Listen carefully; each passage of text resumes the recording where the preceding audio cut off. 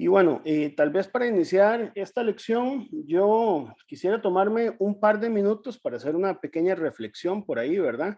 Hoy 8 de marzo es el Día Internacional de la Mujer, ¿verdad? Creo que todos ustedes han estado por ahí de alguna manera pendientes de eso y yo creo que ese es un tema no menor, señores y señoritas, porque considero, y de manera muy honesta les digo, que aquí en ciencia, en lo que es el área de ciencia, la presencia de la mujer siempre ha sido un poco, digamos, más reducida que la presencia de los varones. Y eso yo sé que pueden haber muchas razones, ¿verdad? Históricas y de todo que pudieran estar ahí presentes, pero yo sí creo que ustedes son la generación que puede hacer un poco ese cambio, ¿verdad? Considero que el enriquecimiento en la ciencia viene justamente porque nosotros tenemos diferentes perspectivas, ¿verdad? A diferencia tal vez de otras áreas del conocimiento que tienden a ser más antagónicas, en ciencia nosotros somos constructivos, no todos somos iguales, no todos vemos el mundo de manera igual.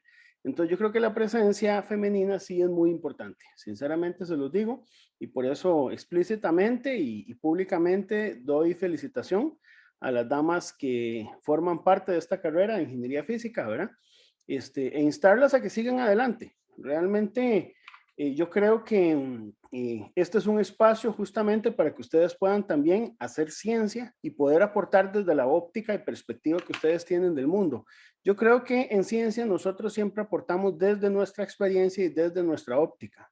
Si ustedes revisan un poco la historia del desarrollo de la ciencia, muchos de los desarrollos justamente vienen de perspectivas personales que tiene cada uno de los científicos, ¿verdad? Por ejemplo, en el caso de Einstein, mucho de su teoría de relatividad se trataba justamente por un problema de la época que tenía que ver con la sincronización de trenes. Y así justamente cada uno de nosotros aporta desde la ciencia en nuestra perspectiva. Y por eso es que yo creo que la presencia femenina no es algo menor dentro de la ciencia. Así que eh, felicitar públicamente a las damas que se han animado justamente a estar presentes en esta carrera, ¿verdad? Entonces, explícitamente ahí veo a María Fernanda, entonces le extiendo ahí su saludo, María Fernanda, y siga adelante, siga Muchas adelante. gracias, profe. Bueno, continuando, ahora sí, después de ese pequeño detalle con nuestra materia, hoy quisiera lo siguiente, no sé si ustedes lograron ver mi video que le subí justamente ayer con respecto a lo que es el cálculo del área de un billete de 2.000 colones. Es un video como de 16 minutos, si no lo han visto traten de revisarlo, ¿verdad? Porque puede ser muy útil. Y tiene que ver justamente con lo que es el análisis del cumplimiento del teorema del límite central. Hoy quiero que nos centremos un poco a analizar eso, ¿verdad?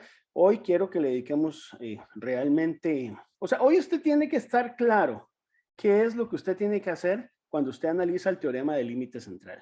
Y eso es una de las cosas que hoy vamos a discutir, además de lo que es confección de presupuestos de incertidumbre. Hoy también quiero que veamos eso, analizar un poquito más cuándo una incertidumbre puede o no puede ser despreciable. Yo creo que esos son los dos objetivos justamente de la sesión de hoy y eventualmente pues empezar a resolver ejercicios.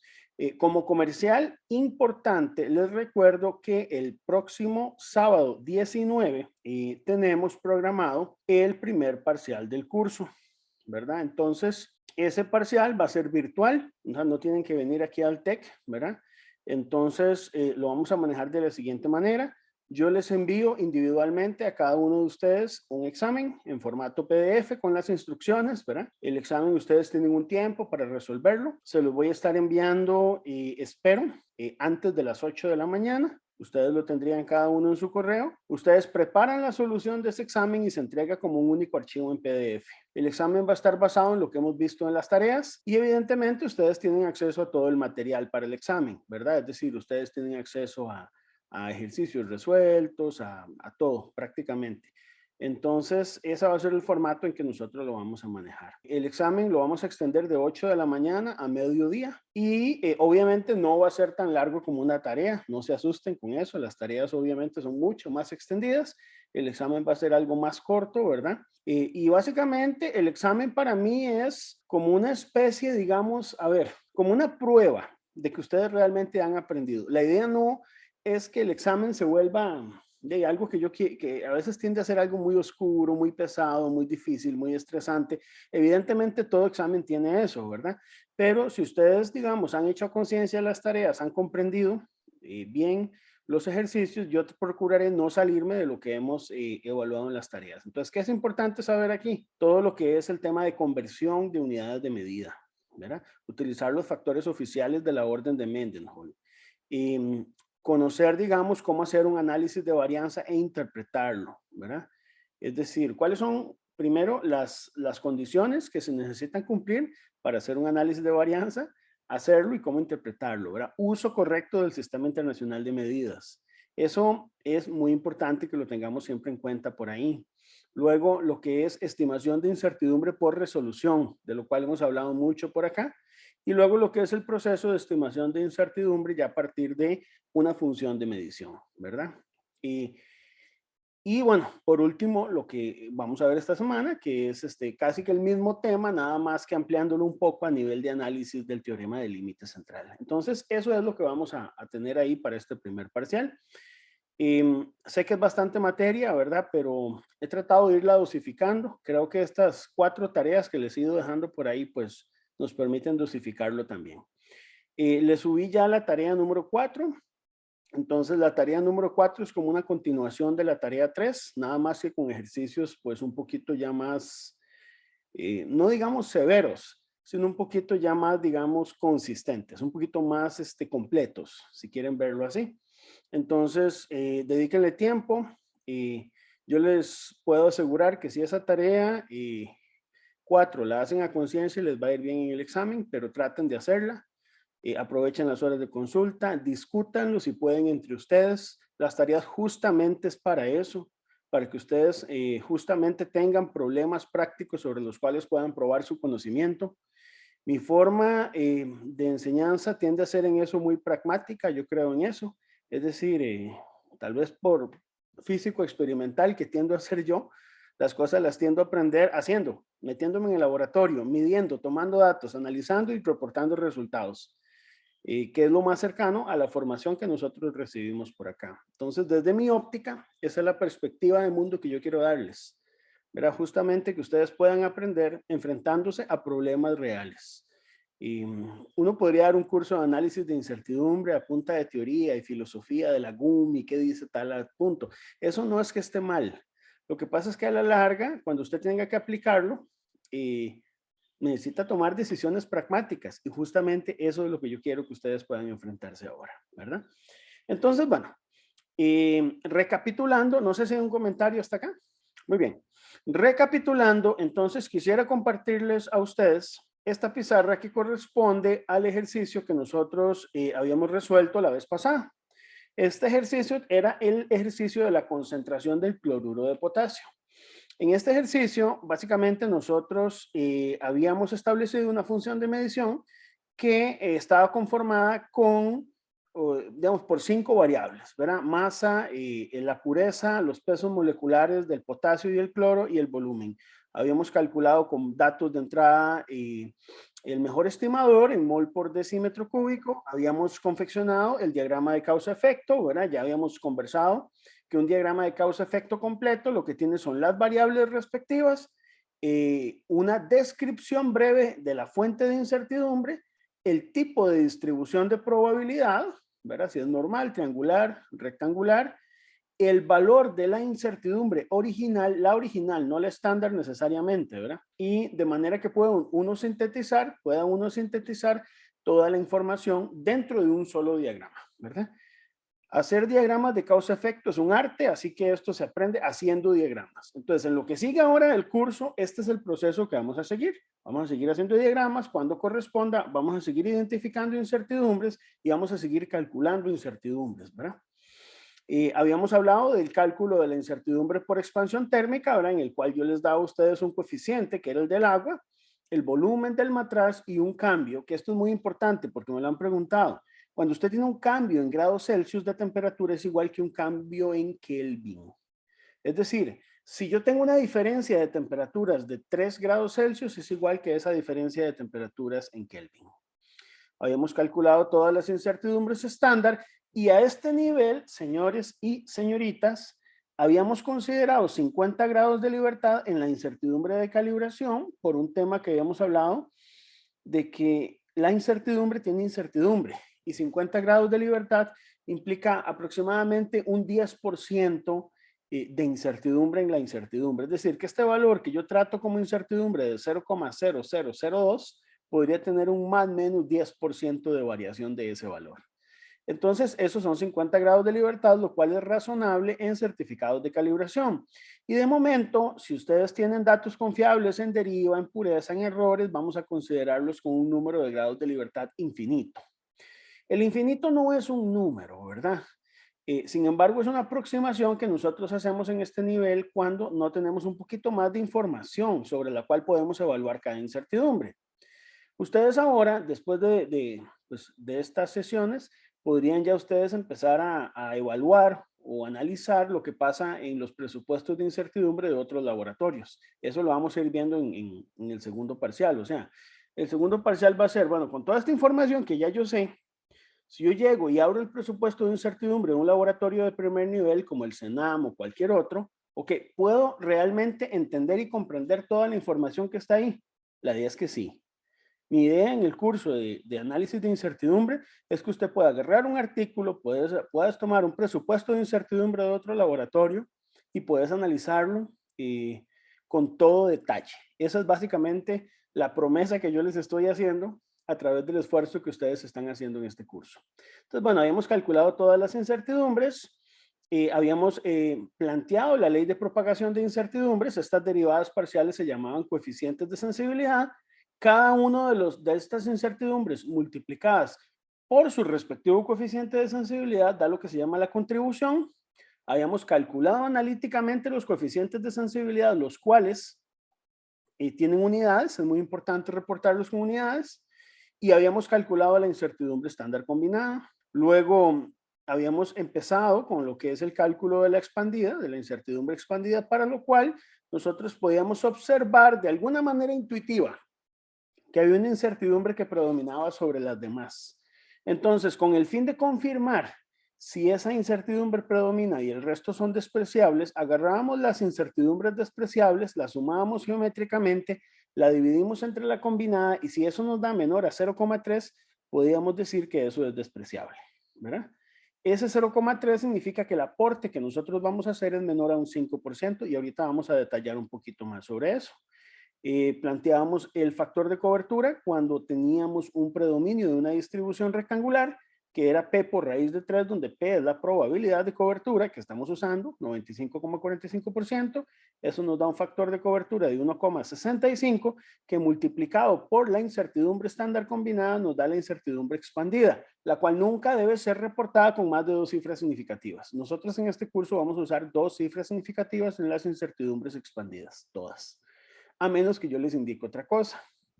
Teníamos entonces un reporte, ¿verdad? Donde expresamos el mensurando en consistencia decimal con la incertidumbre, factor de cobertura, tipo de distribución y probabilidad de cobertura. Los 3 datos que siempre tenemos que dar en cualquier reporte, ¿verdad? Ese fue el ejercicio que hemos visto la vez pasada. Ahora, ¿qué quiero ver hoy distinto? Bueno, hoy justamente quiero que reabordemos ese ejercicio. Y vamos a abordarlo ahora con un par de ópticas distintas para poder analizar nuevos conceptos. El primer concepto con el que yo quiero analizar esto es en lo que es la confección de lo que son los presupuestos de incertidumbre. Este es un presupuesto de incertidumbre, yo se los voy a dejar subido en el material del TEC Digital. Aquí lo que me interesa es que entendamos cómo confeccionar un presupuesto de incertidumbres. Bueno, primero, ¿qué es un presupuesto de incertidumbre? ¿Lo logran ver todos ahí? Es una hojita de Excel, ¿verdad? ¿Me confirman? Sí. Sí, profe. Perfecto. Vea, un presupuesto de incertidumbres es una tabla resumen donde está toda la información asociada a la estimación de incertidumbre de una medición. Recuerden que cualquier medición es un experimento y como experimento está sometido a fuentes de incertidumbre. Entonces, vean ustedes que el presupuesto de incertidumbres es una tabla donde tiene aquí varias columnas. La primera, magnitud de entrada, fuente de incertidumbre. Entonces les explico. Aquí nosotros tenemos marcado en color gris, vean, tenemos 6 filas en color gris. La primera es la masa, la segunda la pureza, la tercera el peso molecular del potasio, la cuarta el del cloro y la quinta el volumen. Esas 5 filas corresponden a las 5 variables que conforman la concentración en el ejercicio que acabamos de discutir. Entonces, eso es lo que nosotros colocamos aquí en magnitud de entrada. Y como, digamos, la magnitud masa tiene dos incertidumbres, una asociada a la calibración de la balanza y otra asociada a la deriva, pues nosotros subdividimos como una especie de epígrafe el 1 en 1A y en 1B. ¿Cuál ponemos de primero? Si la calibración o deriva, eso es indistinto. Usted pone cualquiera de las dos de primero. Pero entonces eso es lo que vamos a escribir aquí y eso no lo vamos a resaltar en color, lo dejamos en color blanco, como ustedes lo pueden ver por ahí, ¿verdad? En pureza, vea que el 2A, que sería la fuente de incertidumbre asociada a la pureza, es el error máximo. En el caso del peso molecular del potasio, el 3A es el error máximo, en el cloro el 4A y en el volumen, que tiene 3 fuentes de incertidumbre, repetibilidad, expansión térmica y tolerancia, pues son las 3 que influyen justamente en el volumen. Tal vez, para tenerlo un poco más claro, voy a compartir el escritorio y quiero que veamos el diagrama nuevamente. Vean que el diagrama tiene de las mismas fuentes de incertidumbre. Podemos contarlas. 1, 2, 3, 4, 5, 6, 7, 8 incertidumbres. Son las mismas 8 incertidumbres que ustedes van a tener aquí. Aquí tienen 2, 3, 4, 5, 6, 7 y 8. Son 8 incertidumbres. Cada una de esas 8 incertidumbres tiene un aporte en la incertidumbre combinada estándar, ¿verdad? Cada una de esas 8 incertidumbres. Entonces, por ejemplo, esta incertidumbre de calibración y deriva tenía un valor de incertidumbre estándar que nosotros habíamos calculado aquí. Les muestro. Aquí están calculadas, ¿ves? La incertidumbre de calibración 0,0002 gramos y la de deriva nos había dado 0,00173 gramos proveniente justamente de una rectangular de 0,0003 gramos, ¿verdad? Entonces aquí en el presupuesto de incertidumbre hay una segunda columna, señores y señoritas, donde en esta segunda columna tenemos un valor de masa, que es el que medimos nosotros, el valor de pureza que nos habían dado, los pesos moleculares y el volumen respectivo. Este volumen, tal vez lo único que sí debo aclarar es que para tener consistencia de unidades de medida, tenemos que reportarlo en decímetros cúbicos. Pero a pesar de que los datos originales en el problema pueden estar en centímetros cúbicos o en mililitros, nosotros reportamos en decímetros cúbicos para poder tener consistencia con las unidades. Eso es muy importante, ¿verdad? Y los demás espacios asociados a los espacios donde están las incertidumbres en blanco, simplemente ustedes le colocan una línea ahí como indicando que ahí no hay información. Este valor que marqué en amarillo, yo lo dejé deliberadamente en amarillo, es el valor del mensurando, Es decir, aquí está programada la fórmula que nos da a nosotros el valor de la concentración. Y nótense que cada uno de ellos he tenido el cuidado de escribir las unidades de medida. Cuando la unidad de medida es, como en este caso, un decímetro cúbico, pueden ustedes utilizar el formato que les permite aquí Excel, por ejemplo, utilizando esta notación. Eso para que no tengamos, porque a veces se dificulta un poco tener que poner el superíndice y todo eso se complica. Entonces, una de las formas en que lo hacemos es haciendo uso precisamente de este símbolo, no sé cómo es que se llama, techito, le dicen, ¿verdad? No sé, ¿verdad? Si alguien sabe el nombre me lo dice. Pero es importante que esas magnitudes tengan sus unidades. En un presupuesto de incertidumbre, aunque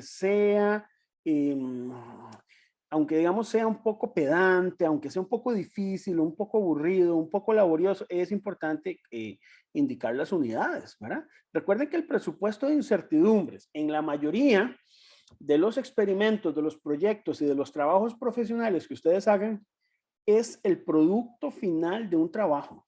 Entonces debe estar suficientemente, usted tiene que demostrar que has aprendido de metrología, has aprendido de incertidumbres y que maneja bien el sistema internacional. Entonces hay que tratar de ser pues, lo más cautelosos posibles. Esta tercer columna de acá es una columna optativa. Si quieren, no la meten.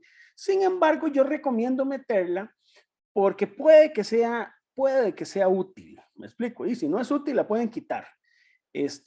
La propuesta justamente del CENAM, sobre la cual estoy tomando estos presupuestos de incertidumbres, que son un poquito más detallados que los que vienen en la GUM, es escribir aquí alguna información que pudiera ser importante. Por ejemplo, aquí, la incertidumbre de calibración, ¿de dónde la tomamos? Certificado de calibración. Puede ser que en la práctica usted tenga un laboratorio y usted quiere escribir el número de certificado, de dónde está tomando la calibración, también puedes escribirlo. O aquí en deriva, yo le puse controles internos, pero puede ser que usted tenga un registro de una carta de control de la deriva de un instrumento. Entonces usted llega y ahí anota los valores de esa deriva, ¿verdad? O el código de la carta, o el código del documento. Es de alguna manera, si usted, digamos, quiere revisar alguna de estas fuentes de incertidumbre, usted dice, pero qué raro, ¿de dónde tomamos esta incertidumbre de calibración? Entonces usted tenga directamente la fuente para ir a consultarla, ¿verdad? Error máximo, dato del fabricante. Entonces, si usted dice, bueno, ¿de cuál fabricante? Bueno, podríamos irnos a ver el certificado del fabricante, la ficha técnica del, no sé, eh, del reactivo, etcétera, ¿verdad? Aquí son los datos de la UPAC, ¿verdad? O sea, entonces usted dice, bueno, ¿de dónde fue que se tomó este error? Bueno, de ahí. Repetibilidad, datos históricos. Usted podría incluso decir, bueno, en la validación número tal, ¿verdad? Todos, como vamos a ver en la última parte de este curso, muchos de los laboratorios, digamos, ya serios y maduros, tienen un sistema de gestión de calidad basado en una norma ISO 17025, ¿verdad? Donde existe todo un tema documental, ¿verdad? Y ya eventualmente cuando ustedes vengan aquí al laboratorio en el próximo curso, ustedes van a conocer lo que es la parte documental, etiquetado de equipo, etcétera, y toda esa parte que nos ayuda a dar trazabilidad de las mediciones.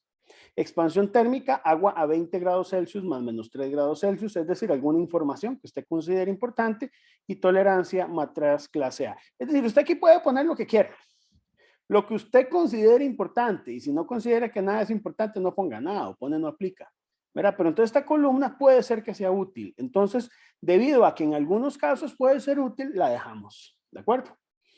La siguiente columna que dice incertidumbre original, mucha atención. Tanto fuente de información como incertidumbre original como tipo de distribución no se llenan para las filas que estén en color gris, que son las de las variables, se llenan para las incertidumbres. Y aquí yo les voy a dejar incluso ahí el formato. Es bueno que ustedes indiquen cuáles incertidumbres son más menos y cuáles no. Lo que es la repetibilidad, pueden escribirlo un más menos si quieren. Yo no se lo puse porque es una tipo A, pero si quieren le pueden escribir un más menos. Lo que pasa es que usualmente es muy obvio que es un más menos, pero pueden escribir el más menos, ¿verdad? Tal vez aquí, por ejemplo, en esta no se lo puse, ¿verdad? Pero lo podemos escribir aquí. En el formato de celdas, ustedes, entre comillas, pueden escribir aquí el símbolo del más menos, ¿lo ven? Entonces ya les queda aquí el más menos y aquí también se lo vamos a añadir para que quede también ese símbolo completo. La idea aquí, señores y señoritas, es en incertidumbres originales escribir las mismas incertidumbres que ustedes tienen en el diagrama de causa-efecto. De alguna manera, traerse toda esta información y transcribirla al presupuesto de incertidumbres de una manera ordenada. Entonces, si usted ya tiene un diagrama de causa-efecto, pues ordenado, de alguna manera la incertidumbre original le queda también explícita y clara acá. ¿De acuerdo?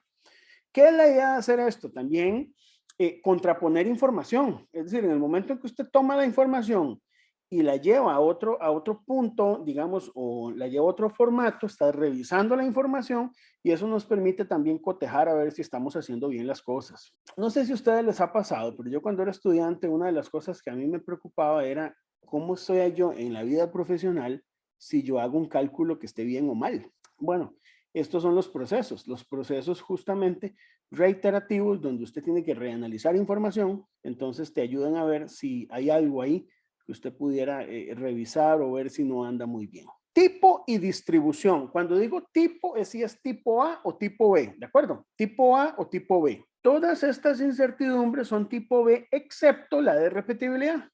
Esa es una tipo A, ¿verdad? Entonces el resto son tipo B. Ahora, distribución. Si es una tipo B, indiquemos qué tipo de incertidumbre. Entonces, por ejemplo, esta es una normal con K igual 2, la de calibración, la de deriva y error máximos, todas esas son rectangulares. La tolerancia del matraz es triangular y la repetibilidad, pues una normal, digámoslo así, por ser proveniente de una muestra limitada de datos. Entonces, por eso aquí, estas las indicamos como rectangulares. Aquí la tolerancia triangular, rectangular, y esta como una normal con N1. ¿Qué es el N? Es el número de mediciones que está asociado al cálculo de la desviación estándar experimental de la media. Entonces, recordemos que la desviación estándar era, o sea, la incertidumbre por evaluación tipo A era desviación estándar entre raíz de n, y ese n en este caso es 1, ¿verdad? Entonces, esto de alguna manera me permite a mí clasificar la incertidumbre, ¿de acuerdo? Es la forma de la incertidumbre, y eso tiene que ser consistente con la misma información que tenemos en el diagrama de causa-efecto. Luego, mucha atención, aquí es la incertidumbre estándar. La incertidumbre estándar ya es el valor que obtenemos, por ejemplo, aquí, de haber dividido el valor de la incertidumbre original entre el k igual 2, o el valor de esta incertidumbre original, que como es una rectangular en deriva de 0,0003 entre raíz de 3, el valor de este error máximo entre raíz de 3, etcétera, y ahí vamos, ¿verdad? Con cada una de las incertidumbres, según el cálculo que nosotros hayamos hecho, y tenemos que cotejar que coincidan con las mismas incertidumbres estándar, ¿de acuerdo? Es decir, estos valores de incertidumbre estándar, usted de alguna manera los vas a estar programando, y de paso revisa que le están dando el mismo resultado dentro del presupuesto de incertidumbres. Aquí quiero que centremos atención en este valor. Vea que yo aquí utilizo la función raíz de suma punto cuadrados. Yo les invito a que usen esta función. Esto, si ustedes usan algún otro tipo de hoja electrónica, por ejemplo en OpenOffice, no cambia mucho. Esa función también existe. O si alguien decide utilizar un programa en Mac como Numbers, también esa función por ahí la pueden encontrar. Yo utilizo Excel porque me parece que es la herramienta que yo manejo aquí mejor, pero no es la única. Cualquier hoja electrónica prácticamente les calcula eso, ¿verdad? Vea que esa hoja electrónica, en esta relación que tenemos aquí, lo que hacemos es una suma geométrica de las incertidumbres de calibración y deriva, ¿lo ven? Es la raíz cuadrada de la suma de los cuadrados de estas dos.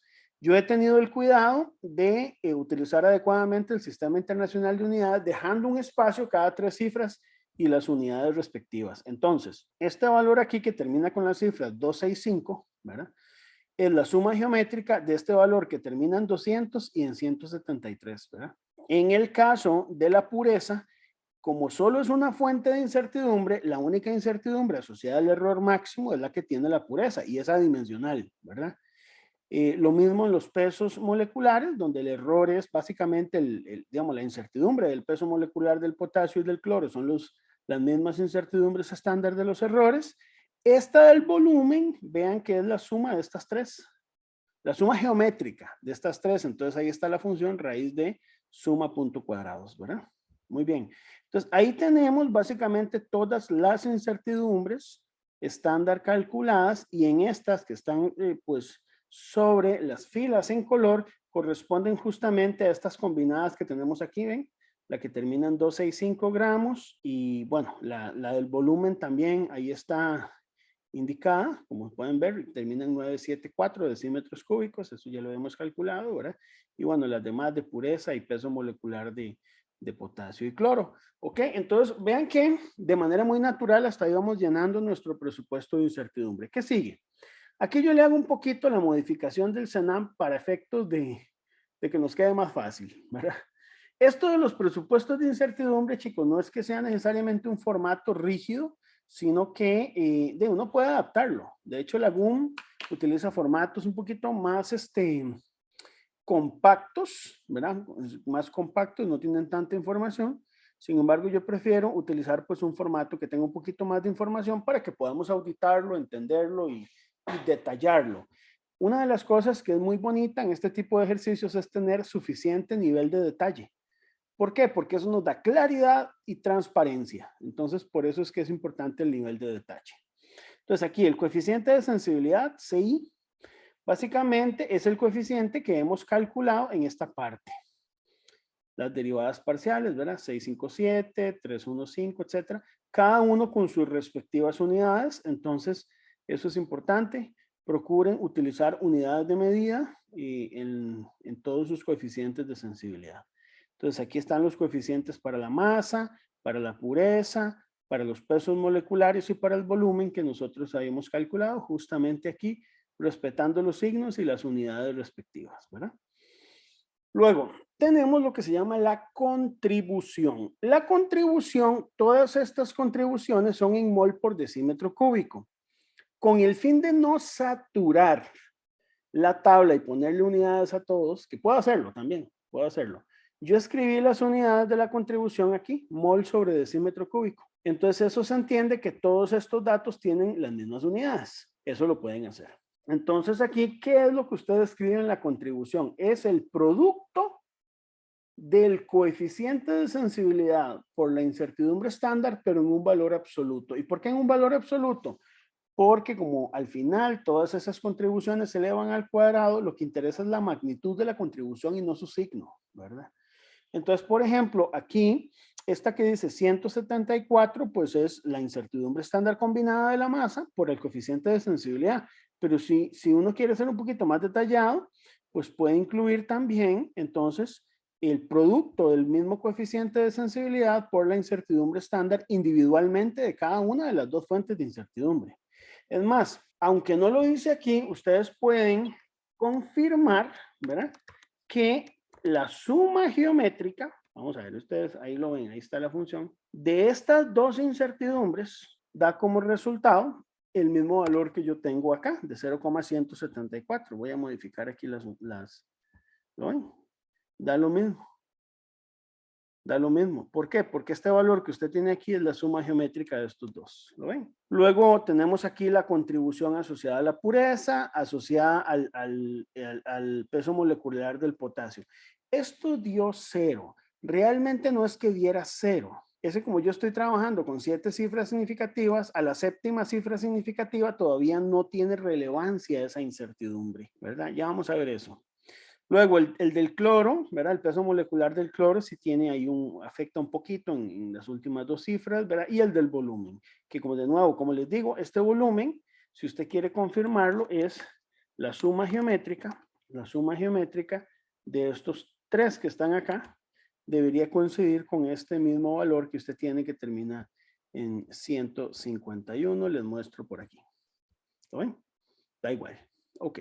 Entonces, eso es lo que uno puede ver en el presupuesto de incertidumbres. Ahora, ¿por qué utilicé 7 decimales? ¿Por qué no usé más o por qué no usé menos?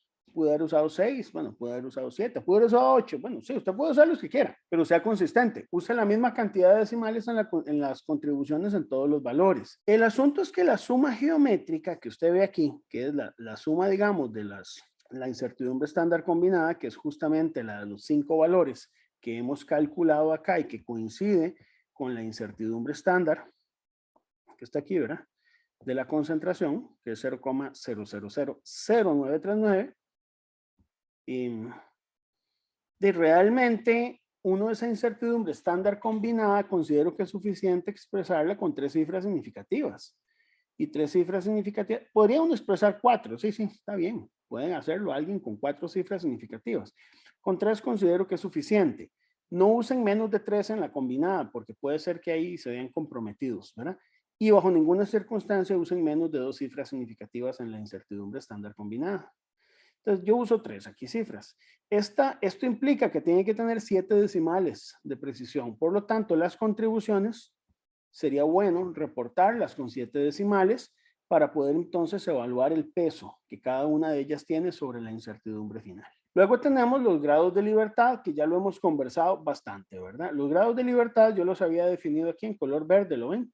Habíamos establecido que son 50 para la calibración, infinito para todas las demás incertidumbres, y la repetibilidad la estamos estableciendo con 8 grados de libertad porque proviene de un histórico de 9 datos. Entonces 9 menos 1 da 8.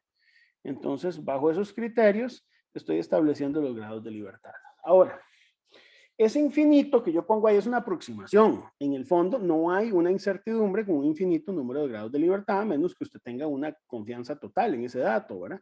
Pero es una aproximación para decir que el número es suficientemente alto para considerar que es prácticamente infinito. Eso es nuestro modelo, ¿verdad? Después vamos a ir viendo que uno puede ir refinando. Si ustedes, digamos, tienen un poquito más de información acerca de las incertidumbres por evaluación tipo B, estos infinitos podemos modificarlos, ¿verdad? Pero de momento el infinito no está mal. Con todo esto, si usted lo desea, puede calcular los grados efectivos de libertad, ¿verdad? Hay una función que aquí les voy a dejar, que es esta, la fórmula de Welch-Satterthwaite. Entonces, voy a utilizar esta función que Excel usa, que es redondear punto menos.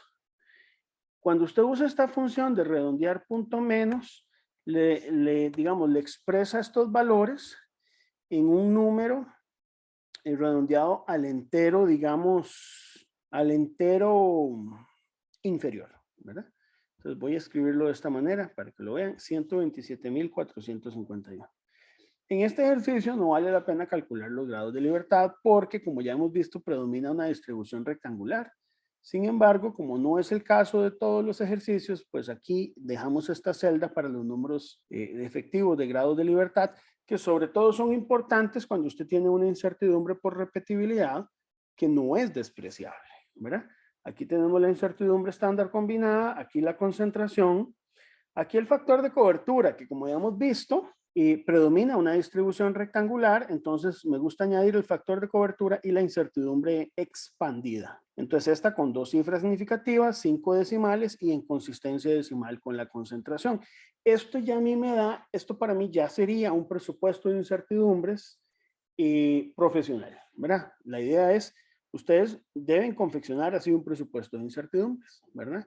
Y bueno, le doy un poquito de formato ahí, la doble línea, aquí en los títulos, aquí abajo, un poco basado en los presupuestos que presenta el Senado, ¿verdad?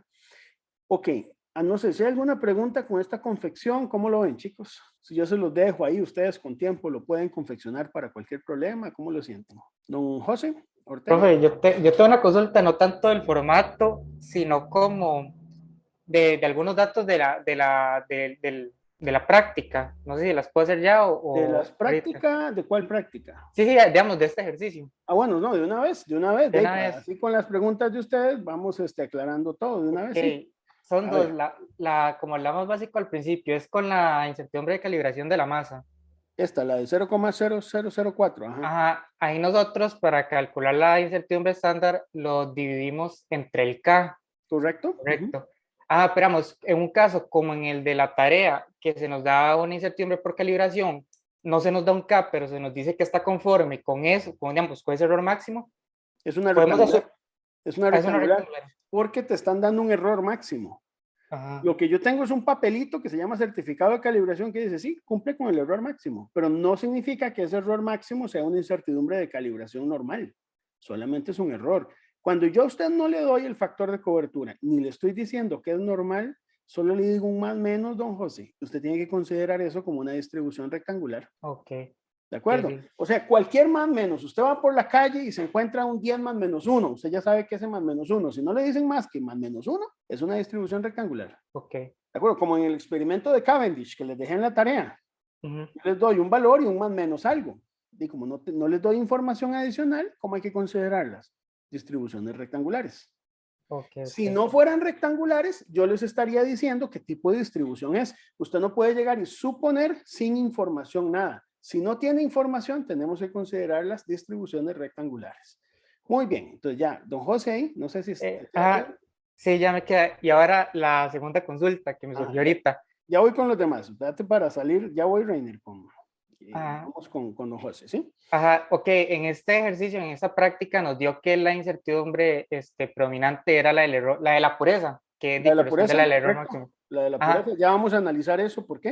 Ujú, ajá, pero si en el caso nos hubiera dado que la incertidumbre predominante hubiera sido, digamos, la del volumen, que ujú. tiene tres incertidumbres asociadas, ¿qué tipo de distribución uno dice Ok, que sigue? esa es una buena pregunta. Si le hubiera hablado del volumen, entonces usted se va ahora al volumen y va a saber de esas 3 incertidumbres del volumen, cuál es la dominante. Porque digamos, la idea es que la dominante no es que sea o volumen o masa o alguna, ¿verdad?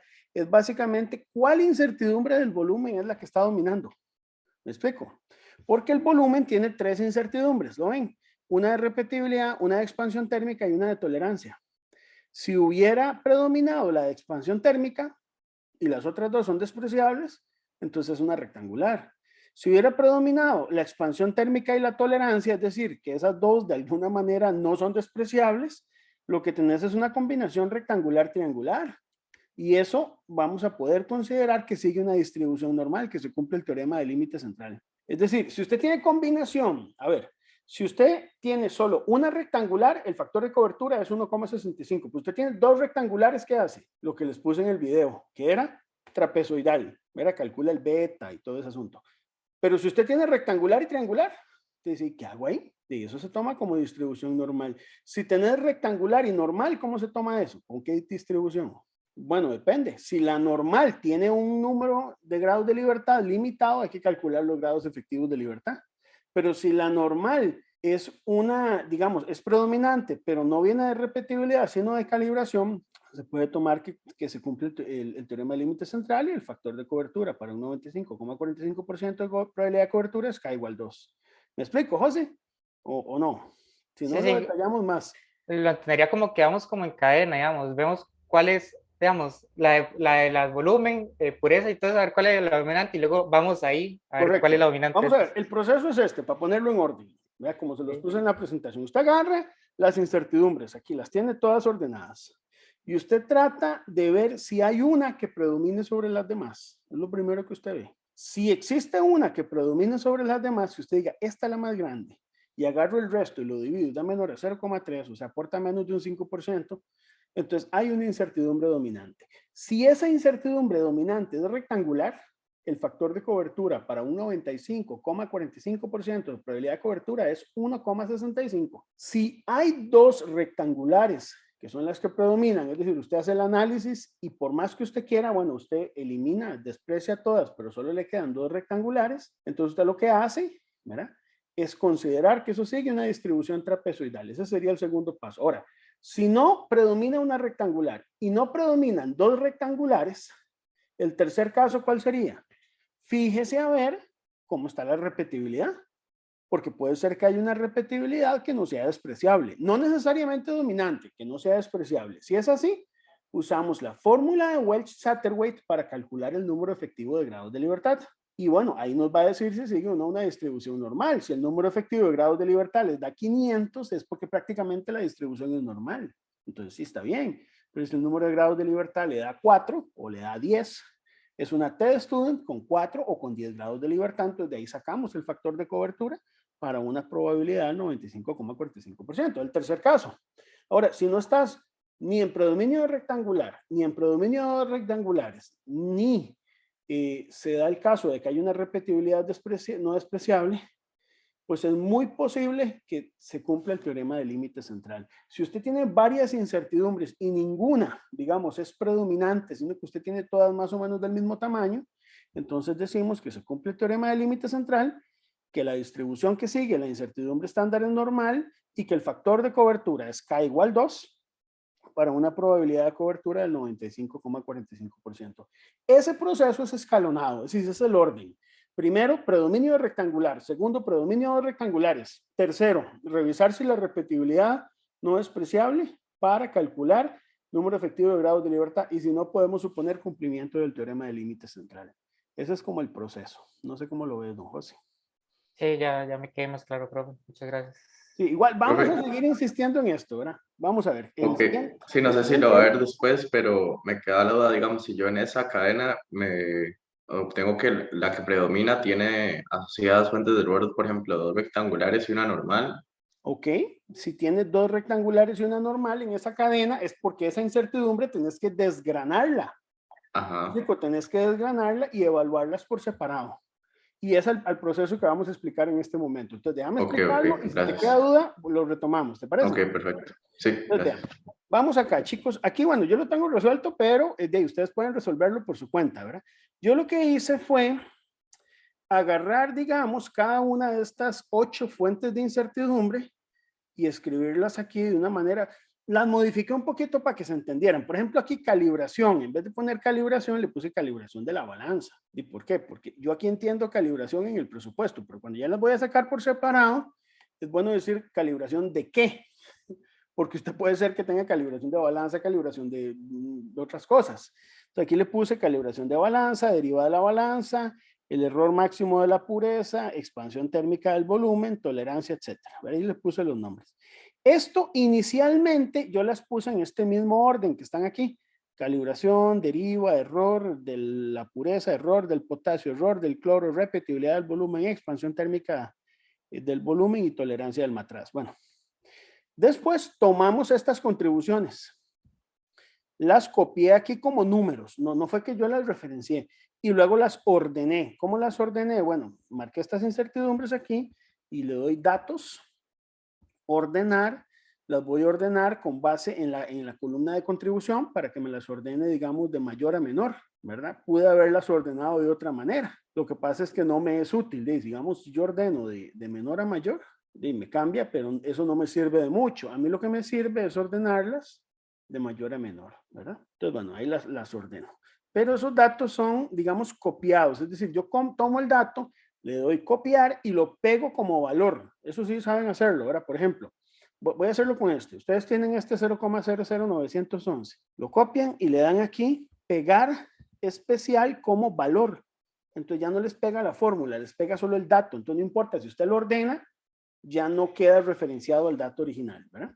Entonces ya que ordené las 8 fuentes de incertidumbre, vean que las 3 fuentes de incertidumbre del volumen, no sé si fue Reiner o José que me lo preguntó, que me decía, ¿y qué hago si tengo 3 fuentes? Bueno, yo las estoy desgranando cada una. Aunque las 3 sean del volumen, tengo que analizarlas por separado, porque puede ser que alguna predomine, ¿verdad? Y entonces yo la ordeno. Con esto yo genero este gráfico de pesos de incertidumbre. El gráfico de pesos de incertidumbre lo puedo generar con la opción que me da Excel, de insertar gráfico aquí de columnas. Yo inserto un gráfico de columnas. Luego ese gráfico de columnas, la incertidumbre estándar combinada la dejo al final. Esa no la ordeno porque si la voy a ordenar me la va a tirar de primera y la idea es que la incertidumbre quede al final. Y eso sí, yo aquí le cambio el formato, ¿verdad? Justamente cambiando el color de la etiqueta, ¿verdad? De los datos, ¿verdad? Y ahí cambiando pues en esta serie el color. ¿Por qué le cambio el color? Bueno, para hacer referencia a que esta es una combinada. Esta es la suma geométrica de todas estas que están acá. Si ustedes lo ven, no sé si lo verán claro, vean que la primera es error máximo de la pureza. Pongámoslo aquí en grande. La siguiente es calibración de la balanza, deriva de la balanza, expansión térmica, tolerancia del matraz, repetibilidad del volumen y los errores máximos del peso molecular de cloro y potasio. Vean que prácticamente la incertidumbre estándar combinada es 0,4094.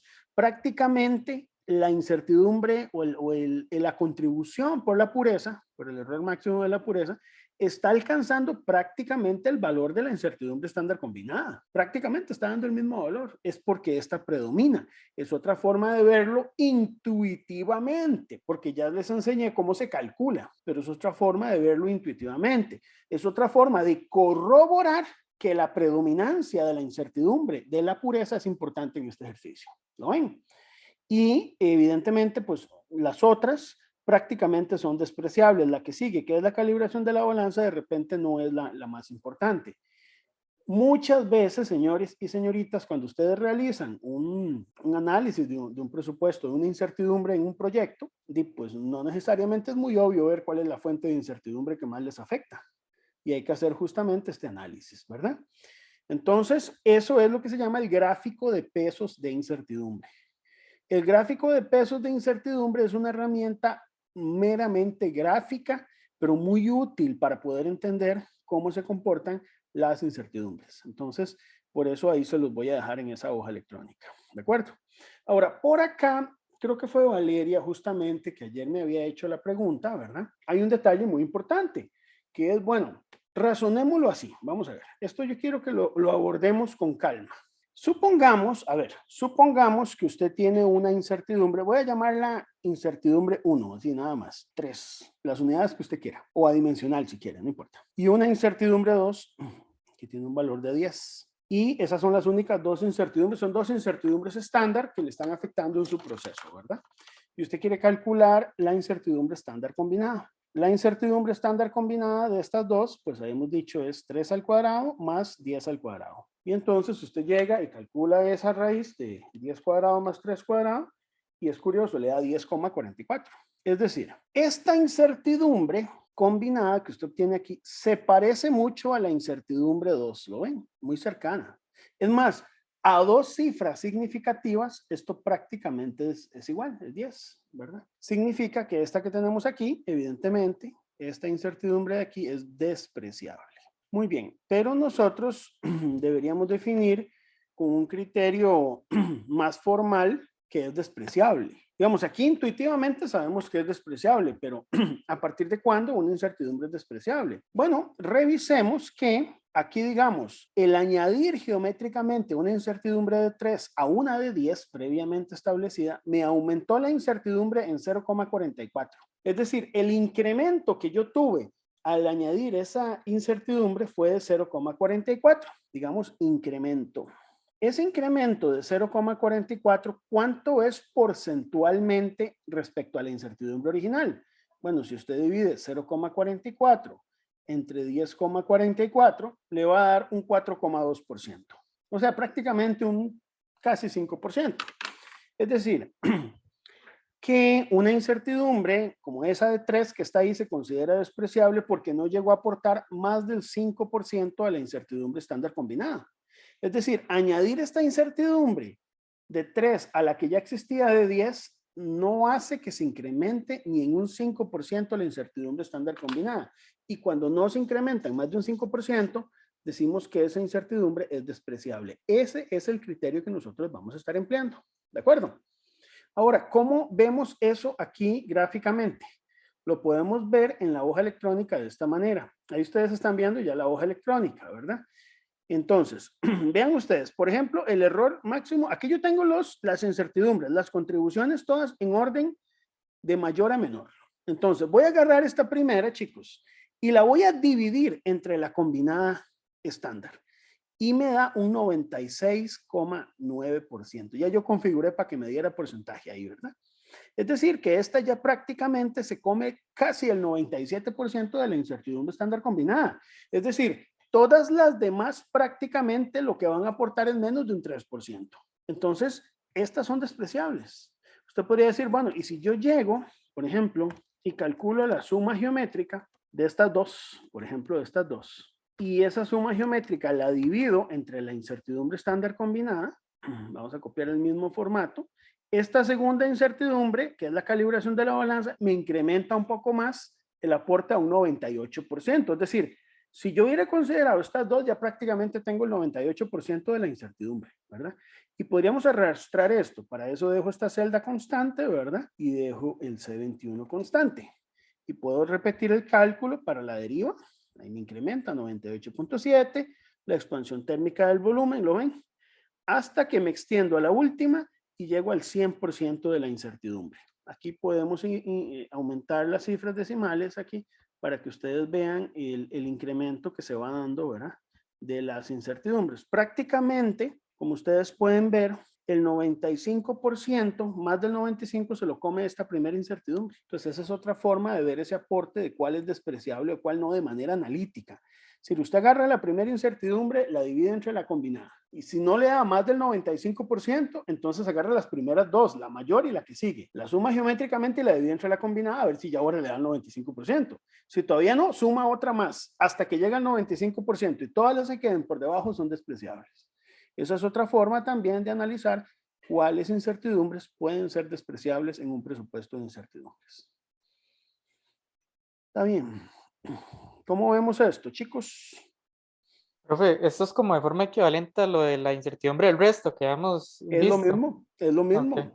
Es lo mismo de la incertidumbre del resto. Lo que pasa es que justamente hoy les estoy dando otras herramientas adicionales para que ustedes confirmen eso de la incertidumbre del resto. Tal vez aquí, José fue el que habló, ¿verdad? Sí, Sí, profe José. Sí, José, sí, ya ahí te reconozco la voz. No, ahí lo importante, José, en esto es que volvemos a lo que dije al principio de la lección. Cuando usted hace ciencia, usted tiene que autoconfirmarse su información.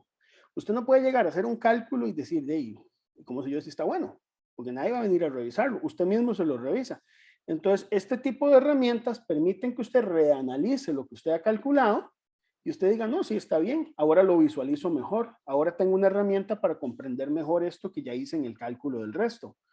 Entonces hay una obsesión usualmente por los científicos de querer hacer un cálculo y enfocarlo de muchas ópticas para estar seguro que el resultado que estamos obteniendo está bien, ¿verdad? Entonces, esto es lo que nosotros hacemos. Esto es lo que se llama análisis de incertidumbre. La incertidumbre no es solo calcularla. Calcularla es este primer paso que estamos haciendo en el primer parcial. Pero ahora vamos a ir a pasos subsiguientes, que es analizar los resultados. Y por eso es que quiero darles estas herramientas, ¿verdad? Entonces, esto es lo que hemos visto en esta primera hora, ¿verdad? Presupuestos de incertidumbre y gráficos de pesos de incertidumbre. Vamos a continuar. Entonces, esta segunda parte de la lección, a ver, quiero discutir un tema que es muy importante. Uno puede sobrevivir sin esto que les voy a decir, pero si usted tiene esta herramienta, la vida se le va a simplificar un poco. Y si ustedes ya, digamos, ahondan un poco en la lectura de la GUM, sobre todo en los apéndices, esto es algo que ellos suponen que usted hace comúnmente. Entonces, pues quería explicarlo. Para ello, quiero que hablemos un poco del concepto de lo que es incertidumbre relativa o incertidumbre estándar relativa. Vamos a empezar por ahí. Entonces, vamos a abordar este concepto de manera, y no sé, tal vez más gráfica, ¿verdad? Entonces, supongamos que usted tiene un mensurando, un determinado mensurando, digamos, representémoslo ahí con un valor Y, ¿verdad? Y ese mensurando, pues sigue un tipo ahí de distribución, ¿verdad? Por lo tanto, podemos expresar ese mensurando con una respectiva incertidumbre. Entonces, vamos a decir que, digamos que fuera una distribución normal, ¿verdad? Entonces, el nivel de dispersión que tenemos respecto a este valor, digamos, si nos alejamos de estos puntos de inflexión, como ustedes lo saben, pues está asociado a la desviación estándar, que vamos a llamar la U de Y. Es decir, vamos a decir que U de Y, la incertidumbre estándar de Y. Y bueno, estoy suponiendo que sigue una distribución normal, pero esto aplica incluso cuando no es normal. Entonces, usted también podría definir una incertidumbre relativa asociada a esa variable. Entonces, esa incertidumbre relativa de la variable Y, vamos a decir que es una incertidumbre adimensional. Vamos a empezar por definir que es adimensional, no tiene unidades. Y la vamos a definir como el cociente entre la incertidumbre estándar y el valor del mensurando. Para que esto sea válido, para que esto pues sea útil, tanto la incertidumbre estándar como el mensurando deben ser reportados en las mismas unidades de medida. En las mismas unidades de medida.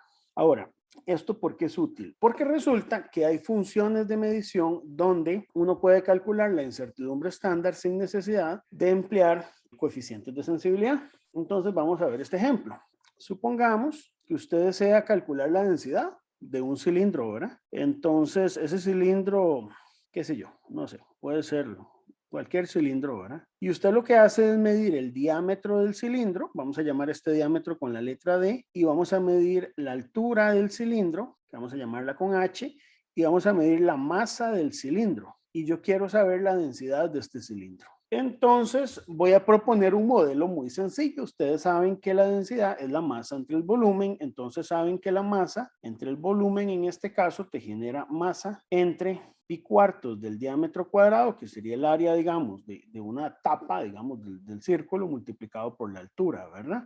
Entonces nos queda a nosotros la densidad como función de la masa, como función del diámetro y como función de la altura, expresada como 4 multiplicado por m dividido entre pi por el diámetro al cuadrado por la altura. Digamos, entonces, esa sería mi función de medición para este ejemplo en el que yo quiero calcular la densidad de un cilindro. Entonces, yo puedo decir, bueno, entonces yo llego y mido la masa, el diámetro, la altura, calculo las incertidumbres estándar de cada una. Entonces, digamos que de alguna manera se calculan las incertidumbres estándar de la masa, la incertidumbre estándar del diámetro, y pueden haber varias, ¿verdad? Dentro del diámetro y la masa puede estar la calibración, puede estar la deriva, puede estar, no sé, la resolución de los instrumentos con los que usted midió, lo que usted quiera, ¿verdad? Y la altura. Usted ya, digamos, calcula eso.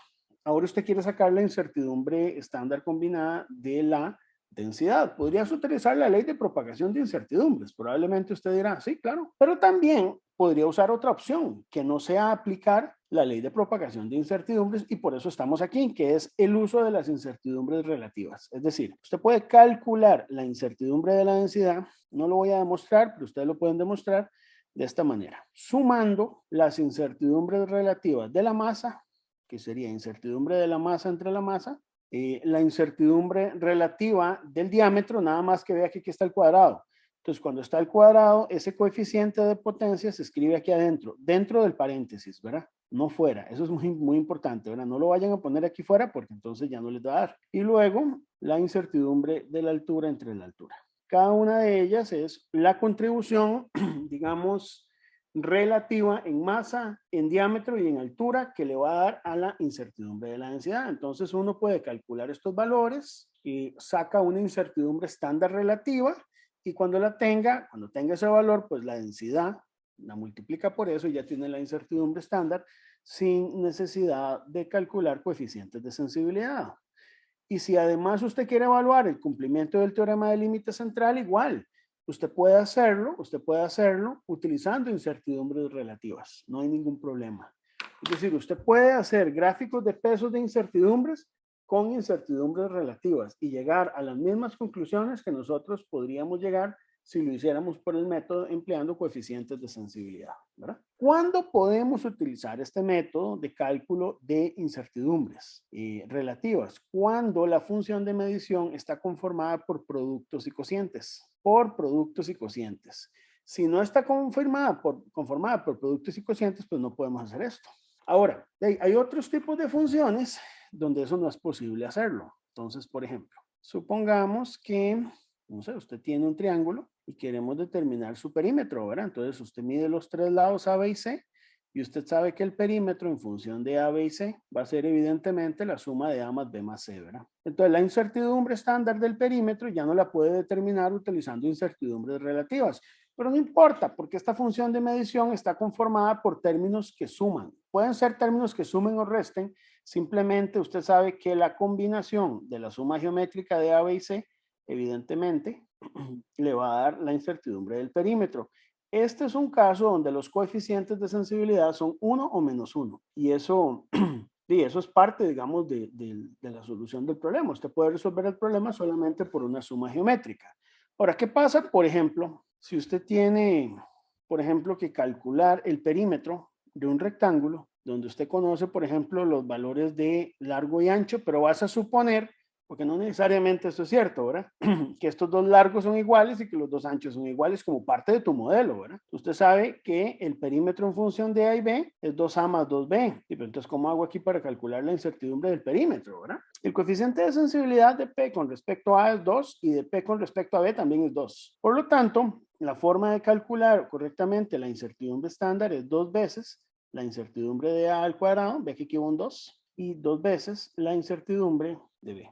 Muy bien, entonces la forma correcta de calcular el perímetro es esta: 2 veces la incertidumbre de A al cuadrado y 2 veces la incertidumbre de B al cuadrado. Cada una de estas dos son contribuciones, pero resulta que aquí no es conveniente trabajar con incertidumbres relativas. Si yo lo que quisiera sacar es el área, sí. Por ejemplo, el área en función de A y B, que es A por B, sí tendría más sentido establecer una función que sea la incertidumbre del área entre área, que sería la raíz cuadrada de la incertidumbre de A entre A, más la incertidumbre de B entre B. ¿Está bien? Ahí sí, porque es un producto. Y por cierto, suponiendo que A y B, las incertidumbres de A y B sean rectangulares, ¿qué tipo de distribución de probabilidad seguirá el área? ¿Qué tipo de distribución de probabilidad? Trapezoidal era. Trapezoidal. Y si A y B, las distribuciones de A y B son rectangulares, ¿qué tipo de distribución de área sigue el perímetro? ¿Qué tipo de distribución sigue el perímetro? ¿Acaso también trapezoidal? Sí, es trapezoidal, porque es la combinatoria de dos incertidumbres que son rectangulares, ¿verdad? Ahora, yo podría calcular el valor del beta, digamos, porque en una trapezoidal tengo que calcular el beta, ¿verdad? A partir de las incertidumbres relativas, usted puede preguntarse eso, o sea, porque yo sé que yo lo puedo calcular con el coeficiente por su respectiva incertidumbre. Puedo utilizar las incertidumbres relativas para el cálculo del beta. ¿Ustedes qué opinan? ¿Recuerdan que el beta, qué era el beta en una distribución trapezoidal? Era la diferencia entre la suma de las dos incertidumbres rectangulares, ¿verdad? Pero podría usarlo, podría calcular el beta, digamos, a ver, el beta, recordemos cómo lo calculamos. El beta era, cuando usted tiene dos distribuciones que son rectangulares, era la diferencia entre esas dos distribuciones sobre la suma de esas dos distribuciones. Pero mi pregunta es, ¿podré tomar esta contribución que está dentro del paréntesis como A1 y esta como A2? ¿Qué opinan ustedes? Así como relativa. ¿O no me sirve? ¿Qué creen ustedes? Bueno, piénselo. La respuesta es corta. Sí se puede. Usted puede calcular un beta a partir de las distribuciones que son, digamos, las incertidumbres relativas. Usted puede calcular el beta a partir de ahí. La respuesta es que sí, pero piénsalo, ¿de acuerdo? Piénsalo. Entonces, digamos que hasta aquí todo muy bonito, ¿verdad? Entonces ya no calculo coeficientes de sensibilidad en algunos casos particulares. Si usted dirá, profe, pero esos son casos particulares, muy particulares. Si yo tengo un logaritmo, ¿puedo hacer esto? No, no puede. No le estoy prometiendo con este método que usted va a resolver todos los problemas sin coeficientes de sensibilidad. No, no es la idea. Pero hay problemas donde vos tenés combinaciones. Entonces veamos este ejemplo. Quiero que retomemos el ejemplo del cálculo de la concentración que estuvimos resolviendo en la primera parte de la lección. Entonces, vamos a pensarlo. La concentración, decíamos que se calcula como la masa multiplicada por la pureza entre el peso molecular, por ejemplo, del potasio, el peso molecular del cloro y el del volumen aquí en el denominador. Usted dirá, ay Dios, ¿qué hago? Porque resulta que esta función de medición yo quisiera ver si hay alguna posibilidad de poder calcularla a partir de la incertidumbre relativa de los términos que aparecen ahí, pero no sé si ustedes ven el problema en que estamos metidos, ¿verdad? El problema en que estamos metidos es esto de acá, que hay una suma. ¿Me explico? Al haber una suma, ya tal cual yo no podría calcular la incertidumbre relativa, pero, o sí, podría hacer alguna artimaña. Bueno, sí se puede hacer. Yo puedo decir que esto, por ejemplo, hago un cambio de variable y llamo a esto como peso molecular. Peso molecular es la suma de peso molecular del potasio y peso molecular del cloro. Es un cambio de variable, digamos, temporal para efectos de la aplicación de la ley de propagación de incertidumbres en incertidumbre relativa, para no tener que aplicar, digamos, coeficientes de sensibilidad. Como les digo, ustedes pueden aplicar los coeficientes de sensibilidad, pero esto es una alternativa. Entonces, usted va a decir, bueno, incertidumbre de la concentración dividido entre la concentración es igual a la raíz cuadrada. A ver, si usted me admite este cambio de variable, yo puedo escribir la concentración como M por P entre peso molecular por volumen. ¿Todo bien? Excelente. Ahí sí puedo aplicar la ley de propagación de incertidumbres en su versión de suma relativa. ¿Cómo? Diga qué bonito. Queda incertidumbre de la masa entre la masa, incertidumbre de P estándar entre P, incertidumbre del peso molecular entre el peso molecular e incertidumbre del volumen entre el volumen. Ok. El tema aquí ahora es el término del peso molecular, ¿verdad? Que esto es un cambio de variable que yo me lo inventé para efectos míos, ¿verdad? Pero no hay problema. Como yo sé que el peso molecular está conformado por una suma, con lo que hemos hablado del perímetro, yo sé que la incertidumbre estándar del peso molecular tiene que ser la suma de las incertidumbres estándar del peso molecular del potasio, la suma geométrica, ¿verdad? De las incertidumbres estándar del peso molecular del potasio y del cloro, ¿de acuerdo? Entonces, bajo esa consideración, yo puedo sustituir esto aquí y sustituir ambos valores, sustituir tanto el valor, digamos, del peso molecular, que es la suma de los dos pesos moleculares que aquí tengo, como el valor de la incertidumbre. Y entonces eso me permite a mí reescribir la incertidumbre relativa de la concentración como esta expresión. Ok, yo aquí lo que tengo realmente es la incertidumbre del peso molecular al cuadrado entre el peso molecular al cuadrado. Entonces les propongo que la escribamos de esta manera. Incertidumbre al cuadrado del peso molecular del potasio, ¿verdad? Porque, digamos, el cuadrado de esta expresión sería extraer la raíz, dividido entre el peso molecular al cuadrado, que sería la suma de estos dos, y aquí ya sí tengo la incertidumbre relativa del volumen. Muy bien, entonces está bien. Tal vez no llego a una expresión que yo diga, de qué bonita, ¿verdad? Qué preciosa, pero tampoco llega a una mala expresión. Vean que es una expresión que ustedes incluso pueden, incluso meterle un poquito más de aspectos algebraicos y trabajarla más si ustedes lo desean, ¿verdad? Lo único que hay que tener en cuenta es que este término de aquí,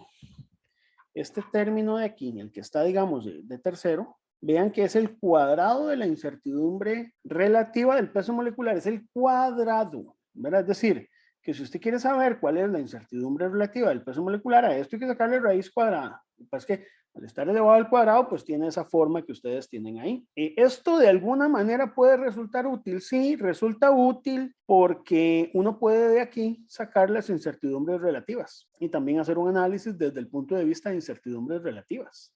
Entonces yo por acá en el Excel hice algunos cálculos al respecto. En el ejercicio, no sé si lo ven ahí, ahora sí. Yo calculé la incertidumbre relativa de la masa, que es básicamente, para que ustedes lo vean aquí, ¿verdad? Que no vean que yo los estoy engañando, es la incertidumbre estándar de la masa entre la masa, ¿verdad? Ahí está. Luego calculé la incertidumbre relativa de P, de la pureza, que es la incertidumbre de pureza entre la pureza, ¿verdad? Ahí está bien. Luego, el peso molecular que hice, bueno, el peso molecular, como yo sé que está al cuadrado, es la raíz de la suma de los cuadrados de las dos incertidumbres, digamos, del peso molecular del potasio y cloro, entre la suma del peso molecular del potasio y cloro. Como lo que me interesa es la incertidumbre relativa, chicos, ya no va al cuadrado. Por eso aquí meto raíz y del otro lado el denominador no lo pongo al cuadrado, ¿verdad? Muy bien. Luego, la incertidumbre del volumen, yo metí las tres juntas, ¿verdad? Yo pude haberla hecho por separado también, digamos, la de repetibilidad, expansión térmica y tolerancia, pero no importa, metí las tres juntas en una sola, igual que la de la masa. Ustedes tienen que llegar a un punto en el que puedan hacer eso y si es necesario las desgranan. Pero vean aquí qué interesante. Yo aquí tengo entonces las incertidumbres relativas de masa, de pureza, del peso molecular, que incluye las dos, potasio y cloro, y el volumen. Y aquí tengo la raíz de la suma de los cuadrados de esas. Como todas están elevadas a la 1, no hay potencias de cuadrado, pues no tengo que tener cuidado ahí, pues metiendo ese factor de 2 o de 3 que se refiere a una potencia de cuadrado o cubo. Simplemente hago la suma geométrica. Pero esto es una incertidumbre relativa. Yo podría, por ejemplo, hacer un diagrama o incluso un gráfico de pesos de incertidumbre. Lo vamos a hacer aquí. Entonces, por ejemplo, podríamos insertar un gráfico de columnas. Vamos a insertar un gráfico de columnas con las incertidumbres relativas, ¿verdad? Entonces vean ustedes el resultado que obtengo ahí, ¿verdad? Tal vez como para que me queden ordenadas, voy a pegarlas aquí, pero voy a pegarlo como valores, ¿verdad? Entonces, al pegarlo como valores, yo puedo mover entonces los datos de origen aquí, ¿verdad? ¿Y qué gano? Bueno, no gano mucho a menos que yo estos datos los ordene, ¿verdad? Entonces voy a ordenarlos y voy a ordenarlos de tal manera que digo que no tiene encabezado en mi lista y que ordeno por, digamos, de mayor a menor por la columna C. Y vean que este último dato de aquí nada más lo quiero, darle otro formato ahí y cambiarlo a color rojo si ustedes quieren, ¿verdad? ¿A qué voy con todo eso? ¿A qué voy con todo esto? A lo que voy, señores y señoritas, es que obtengo los mismos resultados de alguna manera muy similares a los que obtuve en el caso anterior. Nada más que aquí, pues la incertidumbre de la masa, las dos juntas las estoy combinando, las del volumen estoy combinando las tres y la del peso molecular estoy combinando las dos. Pero igual vean que a partir de las incertidumbres relativas yo puedo observar que la incertidumbre de la pureza es predominante con respecto a las demás. Entonces también se puede hacer un análisis con incertidumbres relativas. Eso es lo que quiero decirles, ¿verdad? Entonces, esa es la idea de que usted también sepa manejar incertidumbres relativas, ¿de acuerdo? Ahora, una vez que usted tiene la incertidumbre relativa, como esta que tenemos acá, esta es la combinada relativa, que nos da 0,0030384. Yo multiplico el valor de la concentración que ya yo había calculado por la incertidumbre relativa y obtengo la incertidumbre estándar absoluta. Esta incertidumbre estándar absoluta, si ustedes lo analizan, verán, vamos a marcarla aquí con un colorcito, por ejemplo, verde. Este valor, bueno, con las unidades, es exactamente el mismo que usted obtiene a partir del método utilizando coeficientes de sensibilidad, ¿verdad? ¿Lo ven? ¿Lo ven? Ahí está. Ok, entonces aquí uno incluso puede tomar esta expresión que nosotros obtuvimos acá y multiplicar este C sub n en todos estos términos. Y si usted lo hace así, pues puede obtener incluso hasta una incertidumbre absoluta en términos, digamos, digamos, en términos de la concentración, ¿verdad? Es decir, esta concentración usted puede pasarla a multiplicar, puede meterla dentro de la raíz y puede aplicar eso en todos los términos dentro de esta expresión. Y de esa manera, incluso usted puede entonces tener una expresión hasta incluso conveniente, ¿verdad? Vamos a dejarla ahí, que sería una expresión de esta forma. Una expresión donde, por ejemplo, metemos este término acá, multiplicar, lo metemos eleva al cuadrado, ¿verdad? Al meterse dentro de la raíz y al meterse al cuadrado, pues usted podría incluso escribirla de esta manera. C sub n entre m por incertidumbre de la masa, C sub n entre p por incertidumbre de p. Aquí, bueno, hay que tener un poquito más de cuidado, pero entonces aquí queda esta misma expresión en el numerador, pero acá va a quedar un C sub n al cuadrado, ¿verdad? Por la suma de los dos pesos moleculares. Y acá nos queda el C sub n entre v por la incertidumbre del volumen. Incluso ustedes pueden chequear los coeficientes de sensibilidad y van a darse cuenta pues que estos coeficientes coinciden con los que analíticamente ustedes habían obtenido por el otro método. ¿Se acuerdan que era este?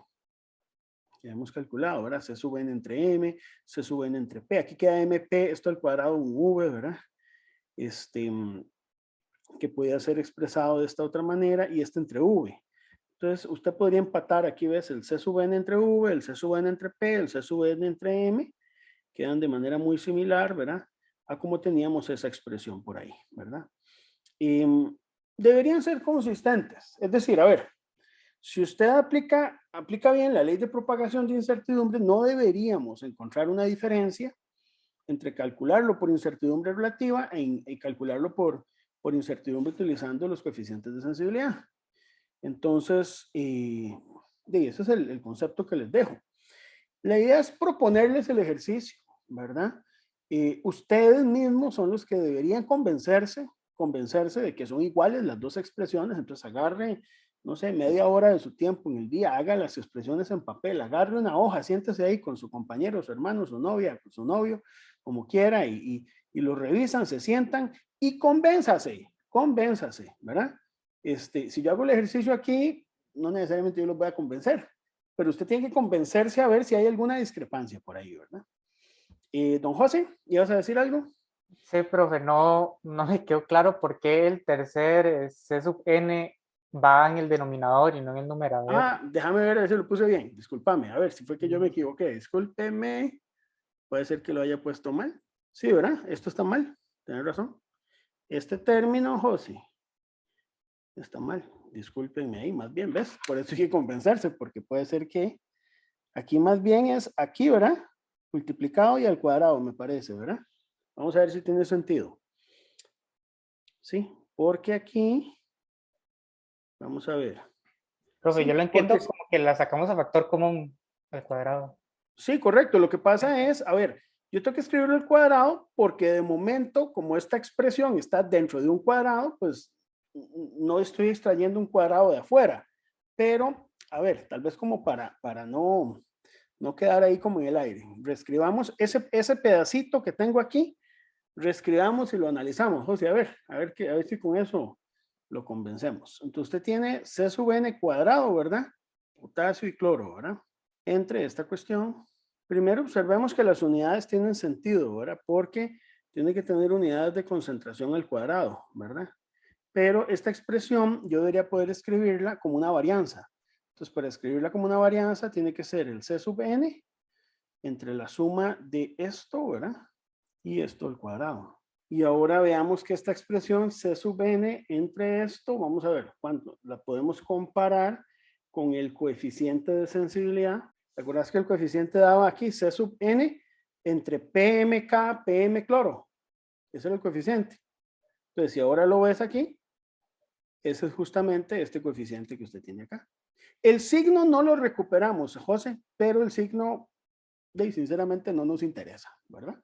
Pero este sería el coeficiente de sensibilidad, ¿lo ves? Y esto de acá es como si fuera la incertidumbre del peso molecular. Y aquí, ¿verdad? Que sería como los dos términos en forma independiente, que era como lo habíamos calculado en su momento por aquí, ¿lo ves? Nosotros lo estudiamos por separado. No sé si con eso te convenzo o si no, Sí, ya está todo claro, profe. Pero el tema está en que hay que animarnos a utilizar incertidumbres relativas. Chicos, hay términos o hay expresiones dentro, digamos, de la física que no necesariamente están hechas solo de sumas o restas o de puros productos, sino de combinaciones, ¿verdad?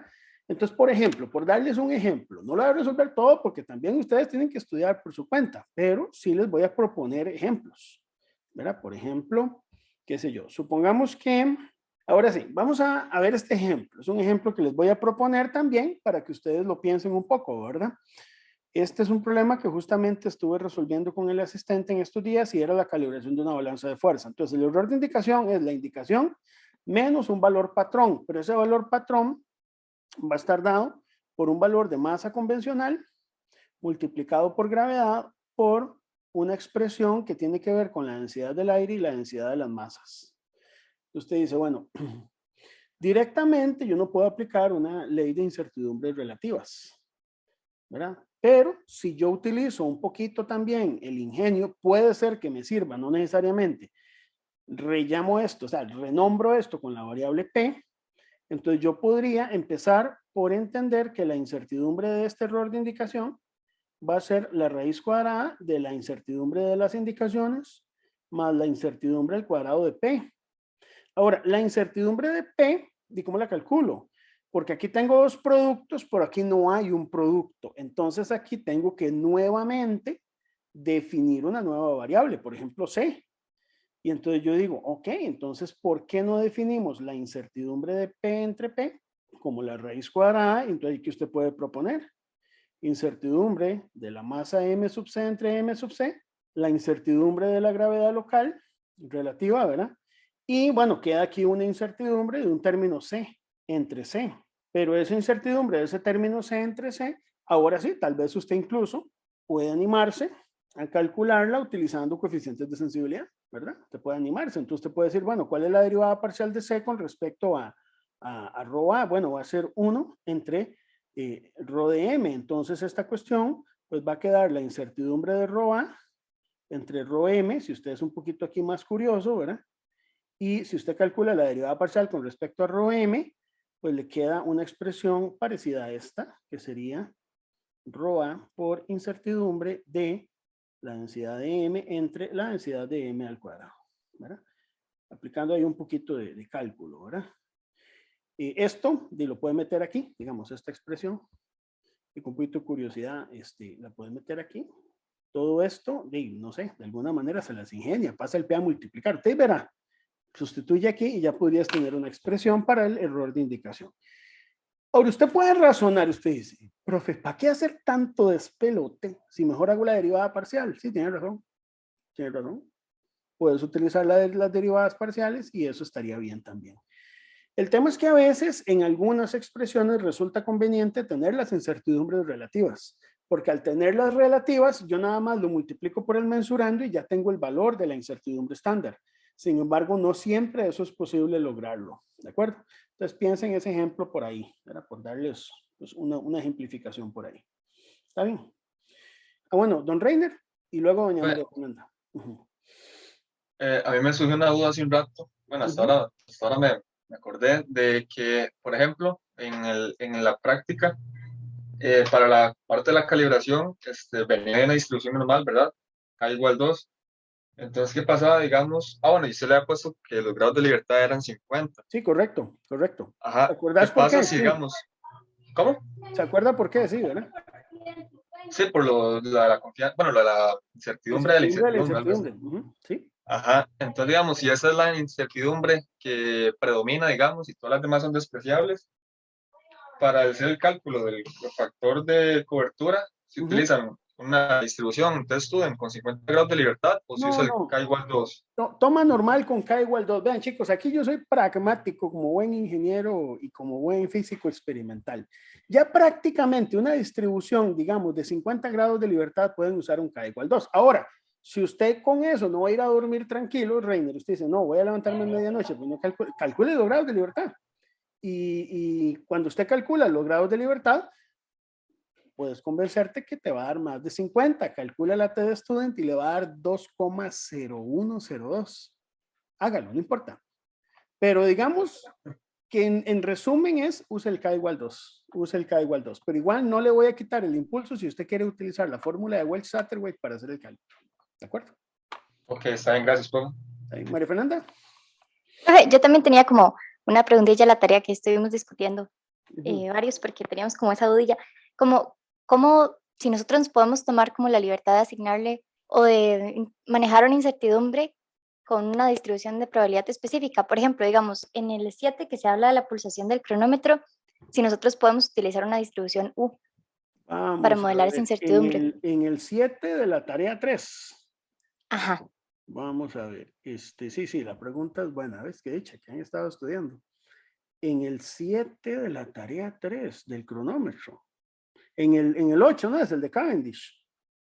¿O cuál es el que estás hablándome? Es el último, para ver. El de preguntas de concepto, ¿no? Entonces no sé cuál es. De aceleración de la gravedad. A ver, si quieren, aquí te puedo permitir compartir, pero no sé cuál es. Péndulo. Es del péndulo, profe. Ah, el del péndulo. Ah, ok, sí, correcto. El del péndulo, entonces es el de, ¿cómo se llama? Sí, el del péndulo. Perdón, disculpen ahí, es que entre tantos ejercicios y lo que planeé ya estaba un poco perdido. El del péndulo, ajá. Entonces vamos a ver, en el péndulo